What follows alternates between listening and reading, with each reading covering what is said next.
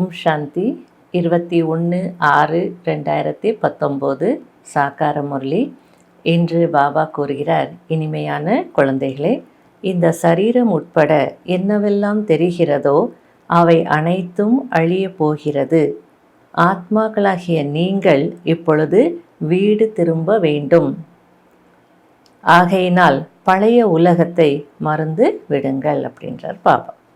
கேள்வி: குழந்தைகளாகிய நீங்கள் எந்த வார்த்தைகளின் மூலம் அனைவருக்கும் பாபாவின் செய்தியை சொல்ல முடியும்? பதில்: எல்லையற்ற தந்தை எல்லையற்ற ஆஸ்தியை கொடுக்க வந்திருக்கிறார் என்ற செய்தியை அனைவருக்கும் சொல்லுங்கள். இப்பொழுது எல்லைக்கு உட்பட்ட ஆஸ்திக்கான நேரம் முடிந்துவிட்டது, அதாவது பக்தி முடிந்துவிட்டது. இப்பொழுது இந்த ராவண ராஜ்யம் முடிவடைகிறது.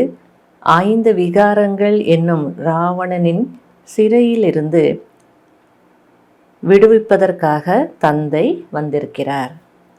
இது புருஷோத்தம சங்கம யுகம். இதில் நீங்கள் முயற்சி செய்து தெய்வீக குணமுடையவர்கள் ஆக வேண்டும்.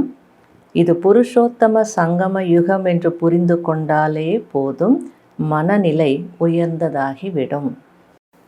அடுத்தது முரளியில் பாபா கூறுகிறார், இப்பொழுது ஆன்மீக குழந்தைகள் என்ன செய்து கொண்டிருக்கிறீர்கள்? அதுக்கு பதில் பாபாவை சொல்கிறார், ஒருவருடைய நினைவில் அமர்ந்திருக்கிறீர்கள். ஒன்று ஒருவருடைய நினைவு, இன்னொன்று பலரை நினைக்கக்கூடிய நினைவு.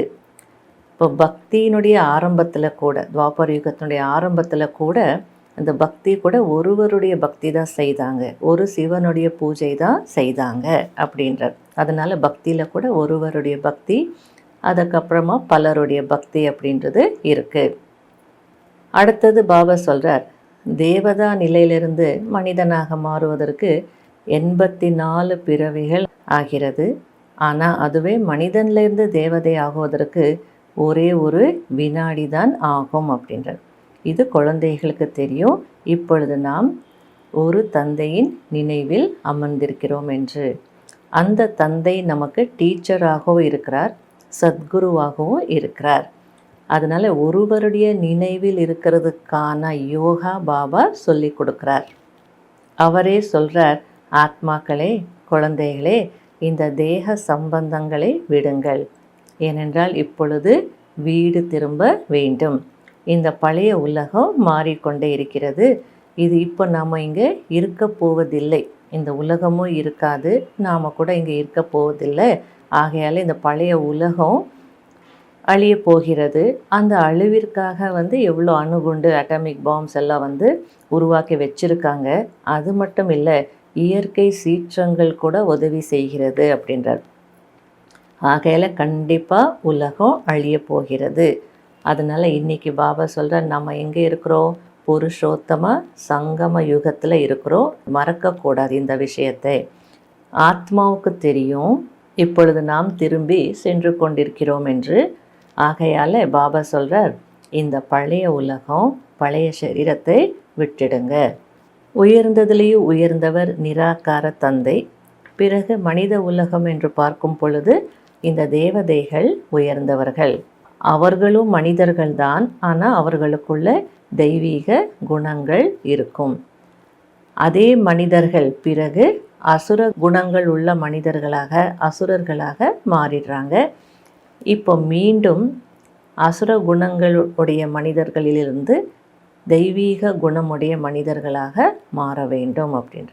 பாபாவை தவிர வேறு யாரும் மனிதனை தேவதையாக மாற்ற முடியாது. அடுத்தது பாபா சொல்கிறார், எனக்கென்று ஒரு ரதம் இல்லை, எனக்குன்னு ஒரு ரதம் இல்லை. அப்போ நான் எப்படி உங்களை பாவனமாக தூய்மையாக மாற்ற முடியும்? உங்களை தூய்மையாக்கிறதுக்கு எனக்கும் ரதம் தேவைப்படுது அப்படின்னா, எனக்கும் சரீரம் தேவை. நானும் சரீரத்தில் வந்தாதான் சரீரத்தில் இருக்கக்கூடிய உங்களுக்கு எல்லாம் ஞானம் கொடுத்து தூய்மை ஆக்க முடியும் அப்படின்ற அர்த்தத்தில் சொல்கிறார். அவர் அனைவருக்கும் தந்தையாக இருக்கிறார். அவருக்கு மகா காலன் என்றும் சொல்லப்படுகிறது. அவர் மறுபிறவி எடுக்காதவர். ஆனால் ஆத்மாக்கள் மறுபிறவி எடுக்கக்கூடியவங்க. நான் அந்த கல்பத்தினுடைய சங்கம யுகத்தில் வருகிறேன் அப்படின்றார். பக்திக்கு இரவு என்று சொல்லப்படுகிறது, ஞானத்திற்கு பகல் என்று சொல்லப்படுகிறது. இந்த விஷயத்தை உறுதியாக நினைவு செய்து கொண்டே இருங்கள் அப்படின்றார் பாபா. பக்தி என்ன, ஞானம் என்ன, நாம் எங்கே இருக்கிறோம். அடுத்தது பாபா சொல்கிறார், பக்தி மார்க்கத்தில் கூட பகவானை நினைக்காத ஒரு மனிதன் இருக்க முடியாது அப்படின்றார்.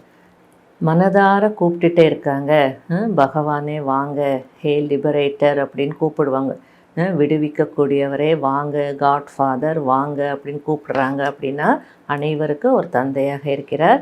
ஆகையால் வந்து கண்டிப்பாக எல்லையற்ற சுகம் கொடுக்குறார். அந்த சுகத்திற்காக தான் எல்லாரும் நினச்சிட்ருக்காங்க. எல்லைக்கு உட்பட்ட தந்தையிடமிருந்து எல்லைக்கு உட்பட்ட சுகம் கிடைக்கிறது. அதுபோல் பாபாவிடமிருந்து எல்லையற்ற சுகம் கிடைக்கிறது. ஆகையால் பாபா சொல்கிறார், இப்போ நான் வந்திருக்கிறேன் குழந்தைகளே, மற்ற சங்கங்களெல்லாம் விட்டுடுங்க, என்னை மட்டும் நினைவு செய்யுங்கள். உங்களுக்காக நான் வந்து புதிய வீட்டை உருவாக்கிட்டுருக்கிறேன், புதிய வீடு கட்டிகிட்ருக்கிறேன். ஆகையால் உங்கள் புத்தி யோகம் எங்கே இருக்கணும், புத்தி தொடர்பு புதிய வீட்டில் தான் இருக்கணும். ஏன்னா இந்த பழைய உலகத்தில், பழைய வீட்டில் நிறைய துக்கம் இருக்குது. அதனால் புது வீடுன்னா எப்போவுமே சுகம் கொடுக்கக்கூடியதாக இருக்கும் இல்லையா? அதனால் பாபா வந்து புதிய வீட்டை, புதிய உலகத்தை நினைவு செய்யுங்கள் அப்படின்றார். மற்றபடி இந்த பழைய உலகம் பார்க்க பார்க்க சுடுகாடாக மாறப்போகிறது. பிறகு தேவதைகளின் உலகமாக, பரிஸ்தானாக அது மாறப்போகிறது அப்படின்றார்.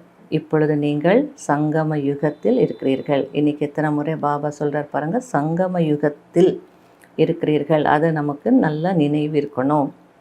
அப்போ சங்கம யுகத்தில் இருக்கிறோம் அப்படின்னா ஒரு பக்கம் கலியுகத்தையும் பார்க்க முடியும், இன்னொரு பக்கம் சத்தியுகத்தையும் பார்க்க முடியும் அப்படின்றார்.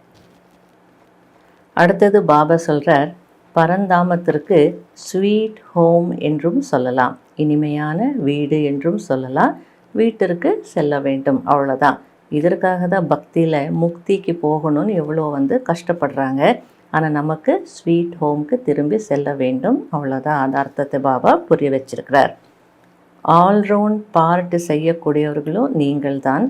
மேக்சிமம் 84 பிறவிகள் எடுக்க முடியும். மினிமம் ஒரு பிறவியாவது எடுத்தே ஆகணும்.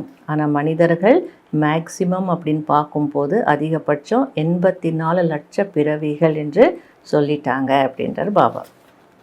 புதிய உலகத்தில் சுகத்தினுடைய பார்ட்டு நடிப்போம், பழைய உலகத்தில் துக்கத்தினுடைய பார்ட்டும் நடிக்க வேண்டியதாக இருக்கும். ஏனென்றால் இது சுக துக்கத்தின் விளையாட்டு. இப்பொழுது இந்த முழு மரம் இற்று போன நிலையில் இருக்கிறது. எப்போ இந்த மரம் இற்று போன நிலைக்கு வருதோ, இற்று போகிறதோ, அப்பொழுதுதான் நான் வருகிறேன் அப்படின்றார். எப்பொழுது ஆத்மாக்கள் தமோ பிரதானமாக புத்தியற்றவர்களாக மாறிடுறாங்களோ அப்பொழுது நான் வருகிறேன். நான் வந்து அனைவரையும் துக்கத்திலிருந்து விடுவிக்கிறேன். அதுவும் அரை கல்பத்திற்காக. அரை கல்பத்திற்கு நான் பிறகு உங்களுக்கு எந்த துக்கமும் இருக்காது. அடுத்தது பாபா, அதாவது உலகத்தில் வந்தே மாத்தரம் என்று தாய்மார்களை வந்து மகிமை செய்கிறாங்க. அது எந்த தாய்மார்கள் அப்படின்னா நீங்கள் தான் அப்படின்றார் பாபா. சகோதரர்களும் இருக்கிறீங்க, இருந்தாலும் தாய்மார்களுடைய எண்ணிக்கை அதிகமாக இருக்குது. தாய்மார்களாகிய நீங்கள் தான் இந்த உலகத்தை சொர்க்கமாக மாற்றிக்கொண்டிருக்கிறீர்கள். அதனால்தான் உங்களுக்கு தான் அந்த மகிமை அப்படின்றார். ஆகையால் பாபா பாருங்கள், வந்து உங்களை அந்த மாதிரி மகிமைக்குரியவர்களாக மாற்றிடுறார். கடைபிடிக்க வேண்டிய முக்கியமான சாராம்சம், முதல் பாயிண்ட், அளவற்ற சுகங்கள் நிறைந்த உலகத்திற்கு செல்ல வேண்டும் என்றால் சங்கம யுகத்தில் நிற்க வேண்டும். பற்றற்ற பார்வையாளராக இருந்து அனைத்தையும் பார்த்து கொண்டே புத்தியின் தொடர்பை புதிய உலகத்தில் ஈடுபடுத்த வேண்டும். இப்பொழுது நாம் வீட்டிற்கு திரும்பிக் கொண்டிருக்கிறோம் என்பது புத்தியில் இருக்க வேண்டும். ரெண்டாவது பாயிண்ட், அனைவருக்கும் உயிர் தானம் கொடுக்க வேண்டும். மனிதனிலிருந்து தேவதையாக மாற்றக்கூடிய சேவை செய்ய வேண்டும். எல்லையற்ற தந்தையிடம் படித்து மற்றவர்களுக்கும் படிப்பிக்க வேண்டும். தெய்வீக குணங்களை கடைப்பிடித்து பிறரையும் கடைப்பிடிக்க வைக்க வேண்டும். வரதானம், தன்னுடைய பதவியின் நினைவின் மூலம் மாயாவின் மீது வெற்றி அடையக்கூடிய நிரந்தர யோகி ஆகுங்க அப்படின்றார். அதாவது உலகத்தில் அந்த உலகியல் பதவி இருக்கும். அந்த உலகியல் பதவியை யாருமே ஒருபோதும் மறக்க மாட்டாங்க. அதே போல் நீங்கள் மாஸ்டர் சர்வசக்திவான், இதுதான் உங்களுடைய பதவி. ஆகையால் உங்களுடைய இந்த பதவியை நீங்கள் எப்பொழுதுமே நினைவில் வைத்திருக்க வேண்டும். மேலும் தினந்தோறும் அமிர்த வேளையில் அந்த நினைவை இமர்ஜ் செய்ய வேண்டும். அப்பொழுது நிரந்தர யோகியாக மாறிவிடுவீர்கள். மற்றும் நாள் முழுவதும் அதனுடைய உதவி கிடைத்து கொண்டே இருக்கும். பிறகு மாஸ்டர் சர்வசக்திவானின் முன்பு மாயா வர முடியாது. அந்த நினைவு இருந்தது என்றால் நீங்கள் உயர்ந்த நிலையில் இருப்பீர்கள். அப்பொழுது எறும்பு போன்ற மாயாவை வெற்றி அடைவது சகஜமாகிவிடும்.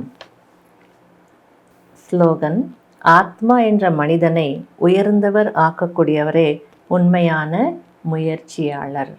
அதாவது புருஷார்த்தி அப்படின்றது ஹிந்தினுடைய வார்த்தை. புருஷ் அப்படின்னா ஆத்மா. அந்த ஆத்மாவை உயர்த்தக்கூடியவர் தான் உண்மையான முயற்சியாளர் அப்படின்ற அர்த்தத்தில் பாபா கூறுகிறார். ஓம் சாந்தி.